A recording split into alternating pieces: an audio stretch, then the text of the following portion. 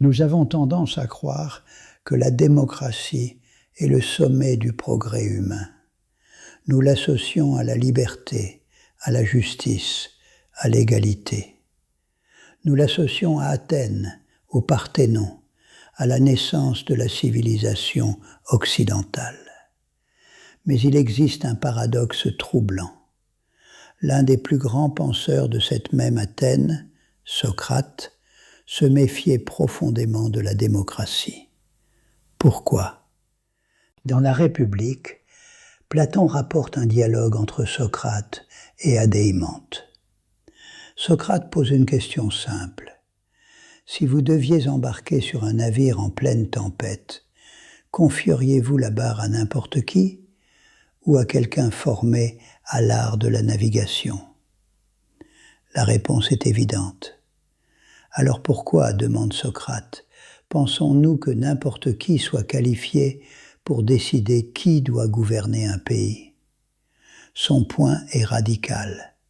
Voter est une compétence. Ce n'est pas une intuition naturelle. Et comme toute compétence, elle doit être apprise. Socrate ne détestait pas le peuple. Il détestait l'ignorance.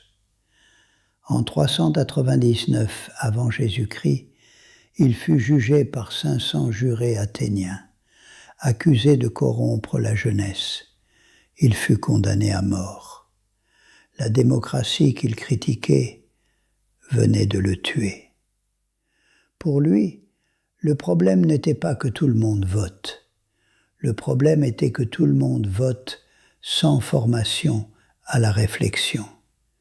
Une démocratie sans éducation devient vulnérable. Et vulnérable à quoi ? À la démagogie. Socrate avait vu ce phénomène de ses propres yeux. Des hommes charismatiques, séduisants, éloquents, promettant des solutions simples à des problèmes complexes. Il proposait une analogie brillante.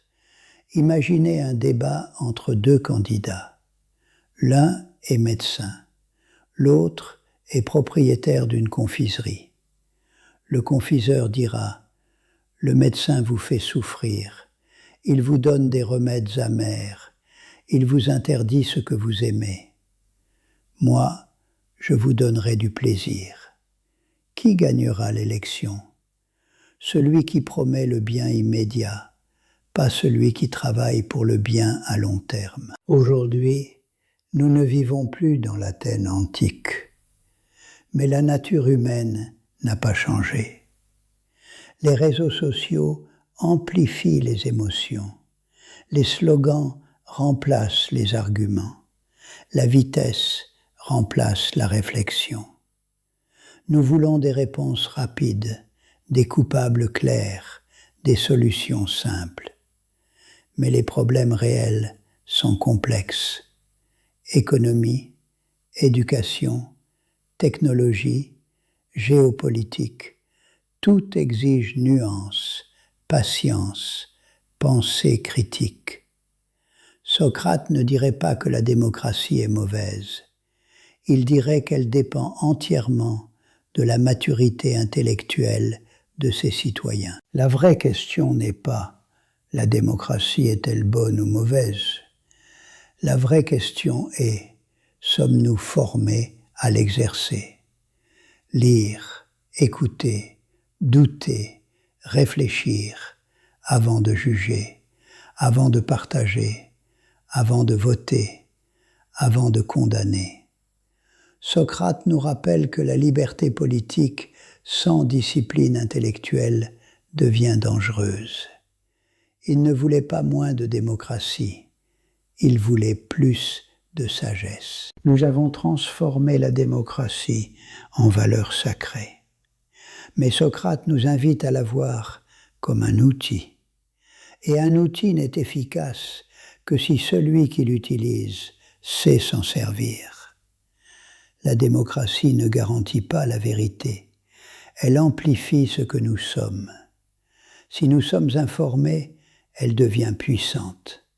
Si nous sommes ignorants, elle devient fragile. Peut-être que la vraie révolution aujourd'hui n'est pas politique, mais éducative. Et peut-être que la meilleure manière d'honorer Socrate n'est pas de citer son nom, mais d'apprendre à penser.